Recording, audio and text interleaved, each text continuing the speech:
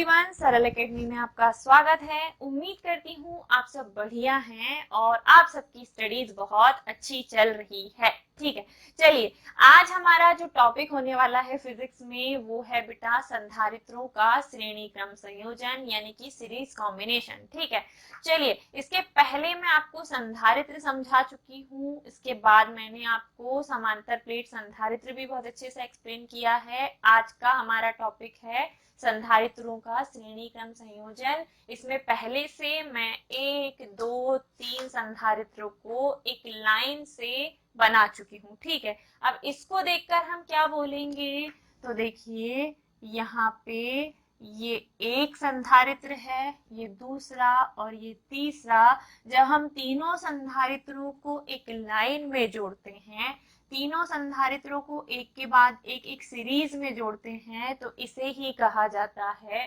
संधारित्रों का श्रेणी क्रम संयोजन। लेकिन ये संयोजन होता कैसे है, तो मान लो ये पहला संधारित्र है, ये दूसरा और ये तीसरा। तो पहले संधारित्र की दूसरी प्लेट को दूसरे संधारित्र की पहली प्लेट से जोड़ते हैं, दूसरे संधारित्र की दूसरी प्लेट को अगले संधारित्र की पहली प्लेट से जोड़ते हैं। जो रेड लाइन है वो इन संधारित्रों को आपस में जोड़ने के लिए है। साथ ही हम पहले संधारित्र की पहली प्लेट को मान लीजिए आवेश दे रहे हैं बाहर से, और जो हम आवेश दे रहे हैं वो है क्या, +Q। तो जैसे ही हमने पहली प्लेट को +Q आवेश दिया, संधारित्र की संपूर्ण आंतरिक सतह पर धनावेश फैल जाएगा। जैसे ही हमने +Q आवेश दिया, संधारित्र की आंतरिक सतह पर +Q आवेश फैल जाएगा। जो पास में दूसरी प्लेट है, इसकी आंतरिक सतह पर प्रेरण के कारण माइनस आवेश प्रेरित होगा, जबकि बाहरी सतह पर धनावेश प्रेरित होगा। अब हमने बाहरी सतह को अगले संधारित्र से जोड़ा है, तो ये जो धनावेश है वो यहाँ न रहकर अगले संधारित्र में पहुंच जाएगा, और अगले संधारित्र पर वापस से कौन सा आवेश पहुंच गया बेटा, धनावेश। तो यहाँ जो आवेश फैला है वो कौन सा आवेश है, धनावेश।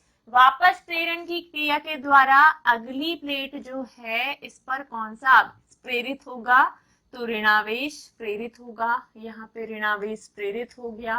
वापस इसकी बाहरी सतह पर धनावेश प्रेरित होता है, इस प्लेट से होकर, इस सिरे से होकर, इस ज्वाइंटर से होकर ये आवेश अगली प्लेट तक पहुंचेगा। डायरेक्टली इस पर कौन सा आवेश पहुंच गया, धनावेश पहुंच गया। अब ये धनावेश सामने वाली प्लेट पर ऋणावेश प्रेरित करेगा, तो यहाँ ऋणावेश प्रेरित करवा दो बाकायदा। और बाहरी सतह पर कौन सा आवेश प्रेरित होगा बेटा, धनावेश। तो ये जो बाहरी सतह का धनावेश है, जब हम बाहरी सतह को पृथ्वीकृत कर देंगे, पृथ्वीकृत कर देंगे मतलब पृथ्वी से जोड़ देंगे, तो बाहरी सतह का धनावेश पृथ्वी में चला जाएगा, और इस प्रकार इसे ही कहा जाएगा बेटा संधारित्रों का श्रेणी क्रम संयोजन। संधारित्रों का श्रेणी क्रम संयोजन, सीरीज कॉम्बिनेशन ऑफ कैपेसिटर या श्रेणी क्रम संयोजन। आप साइड हेडिंग देंगे बेटा संधारित्रों का श्रेणी क्रम संयोजन, और डैश करके इसकी थ्योरी लिखेंगे पहले, कि जब पहले संधारित्र की दूसरी प्लेट को दूसरे संधारित्र की पहली प्लेट से जोड़ते हैं, दूसरे संधारित्र की दूसरी प्लेट को अगले संधारित्र की पहली प्लेट से जोड़ते हैं, पहले संधारित्र की पहली प्लेट को +Q आवेश देते हैं, और अंतिम संधारित्र की दूसरी प्लेट को पृथ्वीकृत करते हैं, तो इस प्रकार इस संयोजन की धारिता बढ़ जाती है। कैसे बढ़ेगी वो आपको आगे समझ में आएगा, लेकिन अभी के लिए आपने इतना ज्यादा संयोजन इसीलिए किया ताकि आप इस युग्म की धारिता को बढ़ा पाए।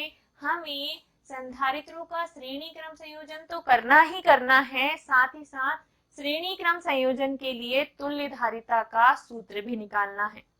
श्रेणी क्रम संयोजन के लिए तुल्य धारिता का सूत्र भी निकालना है और वो निकल के आएगा धारिता की परिभाषा से। और मुझे याद दिलाओ, धारिता की परिभाषा से धारिता का सूत्र क्या होता है? C बराबर Q अपॉन V। अब जब आपने यहाँ तीन अलग अलग संधारित्र रखे हो तो क्या तीनों की धारिताएं एक जैसी होंगी बेटा? तीनों की कैपेसिटी एक जैसी होगी? तो नहीं। मान लो पहले वाले संधारित्र की धारिता है बेटा C1, दूसरे वाले संधारित्र की धारिता है C2 और तीसरे वाले संधारित्र की धारिता है C3। माना पहले संधारित्र की धारिता C1, दूसरे की C2 और अगले संधारित्र की धारिता C3 है। अब जब आपने इसको आवेश दिया, इस पर प्रेरण के कारण आवेश उत्पन्न हुआ, तो इस पर वोल्टेज कुछ और होगा और इस प्लेट पर वोल्टेज कुछ और होगा और आप दोनों प्लेटों के बीच वोल्टेज का अंतर यानी कि विभवांतर निकालेंगे। और माना पहले संधारित्र की दोनों प्लेटों के मध्य विभवांतर है V1, दूसरे संधारित्र की दोनों प्लेटों के बीच विभवांतर है V2 और अगले वाले संधारित्र की प्लेटों के बीच विभवांतर है V3। समझ गए? ठीक है। मतलब कुल मिलाकर आपने सबको आवेश तो Q ही दिया है और ये आवेश एक से दूसरे में, दूसरे से तीसरे में, तीसरे से चौथे, चौथे से पांचवे में सारी प्लेटों में पहुंचा है, तो आवेश तो Q ही रहेगा। कि क्या ये यहाँ बटा है बेटा? नहीं। एक को दिया, दूसरे तक पहुंचा, तीसरे तक पहुंचा, तो चौथे तक पहुंचा, ऐसा लगातार एक के बाद एक पहुंच रहा है, क्योंकि यहाँ हमने संधारित्र का कौन सा संयोजन किया है? श्रेणी क्रम संयोजन। तो इसमें आवेश तो Q ही है, लेकिन विभव बट गया किसके रूप में? विभवांतर के रूप में। यहाँ दो प्लेटों के बीच विभवांतर है V1, यहाँ पे V2, यहाँ पे V3, तो V की जगह V1, V2, V3 आएगा। अब धारिताएं भी पहले के लिए C1, दूसरे के लिए C2, तीसरे के लिए C3, तो धारिता भी अलग अलग हो जाएगी। तो जब आपको संयोजन की कुल धारिता निकालनी हो तो आप क्या करोगे?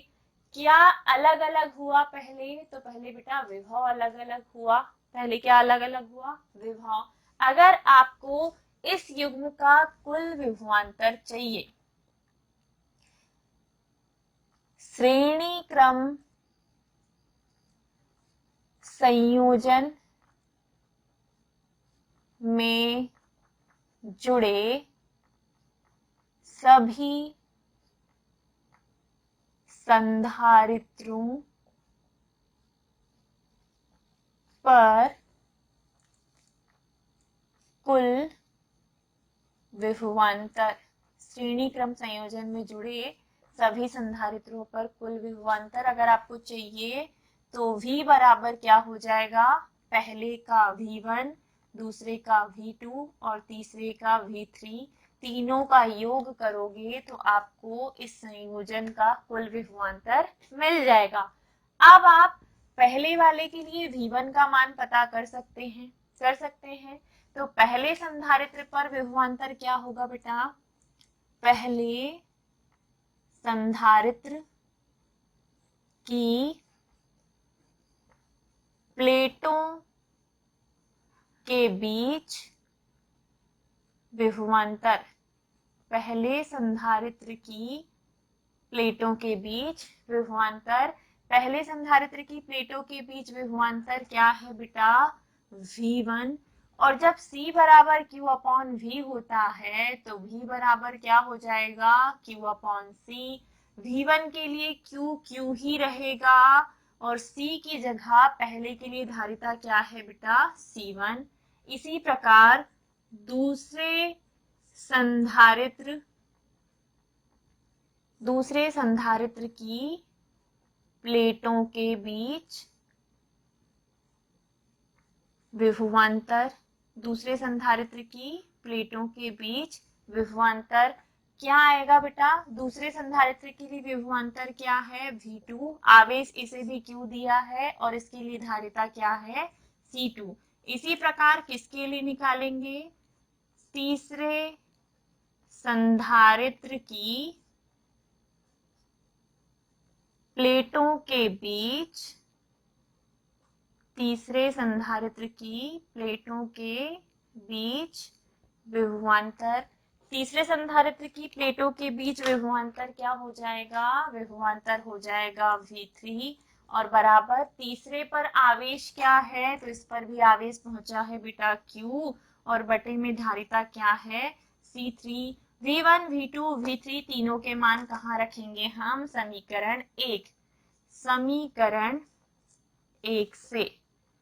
समीकरण 1 जो है वो है V बराबर V1 plus V2 plus V3, यहाँ तक कोई डाउट नहीं। V बराबर V1 का मान क्या है बेटा, Q अपॉन C1, V2 का मान क्या है, Q अपॉन C2, V3 का मान क्या है, Q अपॉन C3। क्या यहाँ तक कोई डाउट है आपको, नहीं। अभी सिंपली हमने पहले के लिए विभवांतर निकाला धारिता की परिभाषा से, दूसरे के लिए विभवांतर और तीसरे के लिए विभवांतर, जिसमें आवेश सब पे एक जैसा है, बस विभवांतर अलग अलग हो गया और धारिताएं अलग अलग हो गई। तीनों मानों को हमने समीकरण 1 में उठा के रख दिया। जब समीकरण 1 में उठा के रखा तो हमने देखा V बराबर 1 2 3, 3 Q है तो Q को कॉमन ले लो, अंदर यहाँ कुछ नहीं तो क्या बचेगा 1/C1, 1/C2, 1/C3, क्योंकि तीनों जगह से Q बाहर आ चुका है तो 1/C1, 1/C2, 1/C3 बचा। अब हम मानते हैं, क्या मानते हैं बेटा, कि अगर यहाँ पे तीन इतने बड़े बड़े संधारित्र रखने से अच्छा है इन तीनों की धारिताओं को मिलाकर कुल जितना होगा, मान लो पहले की धारिता है बेटा 10, दूसरे की है 5 और तीसरे की है 15, तो 15 और 15 कितना हो गया 30, तो क्यों ना 30 धारिता का एक बड़ा सा ही संधारित्र रख दे यहाँ। जब तीनों के स्थान पे एक ही संधारित्र होगा तो उस एक संधारित्र को दिया गया आवेश होगा Q, उसकी प्लेटों के बीच विभवांतर होगा V और उसकी धारिता होगी C, तो C1, C1, C2, C3 का लफड़ा हो जाएगा खत्म। ये कब की कंडीशन है, ये तब की कंडीशन है जब हम बोले कि इन तीनों संधारित्रों के स्थान पर, इन तीनों संधारित्रों के स्थान पर C धारिता का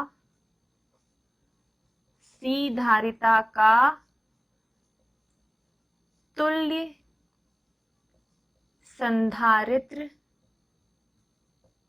रखा हो तब, C धारिता का तुल्य संधारित्र रखा हो तब क्या बोला मैंने, उस पर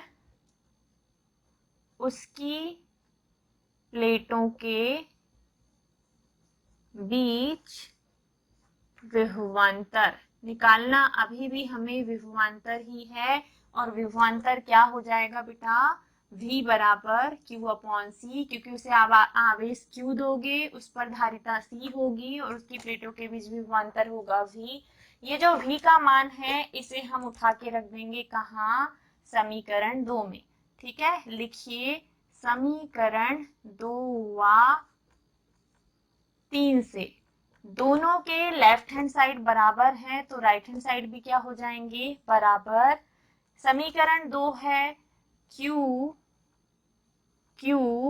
1/C1 plus 1/C2 plus 1/C3 और समीकरण 3 में V का मान जो आया है वो क्या आया है बेटा, Q/C।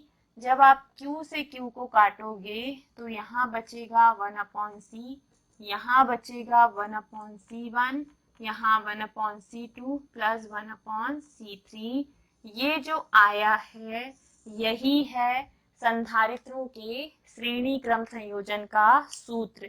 ये जो निकल के आया है यही है संधारित्रों के श्रेणी क्रम संयोजन का सूत्र। ठीक है, तो क्वेश्चन आपसे पूछेगा बेटा संधारित्रों का श्रेणी क्रम संयोजन क्या है। संधारित्रों के श्रेणी क्रम संयोजन के लिए तुल्य धारिता का सूत्र ज्ञात कीजिए। तो क्या है संधारित्रों का श्रेणी क्रम संयोजन, आप साइड हेडिंग दोगे संधारित्रों का श्रेणी क्रम संयोजन और डैश करके लिखोगे जब पहले संधारित्र की दूसरी प्लेट को अगले संधारित्र की पहली प्लेट से जोड़ते हैं, दूसरे संधारित्र की दूसरी प्लेट को तीसरे संधारित्र की पहली प्लेट से जोड़ते हैं, और ऐसे यहाँ पे मैंने 3 बनाए हैं। आप n संधारित्र यानी कि कितने भी 4, 5, 6, 7, 8 कितने भी संधारित्र मान सकते हैं। बस इतना याद रखिएगा कि पहले संधारित्र की पहली प्लेट को हम आवेश देंगे और जो भी अंतिम संधारित्र होगा उसकी अगली प्लेट की बाहरी सतह को पृथ्वीकृत करेंगे, ताकि इधर से आप आवेश दो तो आवेश आगे बढ़ता चला जाए प्रेरण के द्वारा और लास्ट वाला आवेश पृथ्वी में चला जाए। अब हम जानते हैं कि संधारित्र किस पे आधारित है, माइनस प्लस को कम करेगा जिससे आप इसे और ज्यादा प्लस दे पाओगे, माइनस प्लस को कम करेगा जिससे आप इसे और ज्यादा प्लस देते जाओगे। तो ऐसा करके यहाँ का आवेश आगे, यहाँ का आगे पहुंचेगा तो यहाँ की जगह खाली होती जाएगी और यहाँ हम और अधिक आवेश देते जाएंगे और इन संधारित्रों की धारिता, इन संधारित्रों की कैपेसिटी बढ़ते जाएगी। ठीक है, अब चूंकि हमारे पास 3 अलग अलग संधारित्र हैं तो आप फिर साइड हेडिंग दोगे तुल्य धारिता का सूत्र, और तुल्य धारिता के सूत्र में डैश करके लिखेंगे, माना पहले संधारित्र को प्लस Q आवेश दिया गया है, इनकी धारिताएं क्रमशः C1, C2, C3 और तीनों संधारित्रों के प्लेटों के बीच विभवांतर क्रमशः V1, V2, V3 है। तब संधारित्रों पर कुल विभवांतर को भी मानेंगे और सबके विभवांतर को बेटा हम जोड़ देंगे।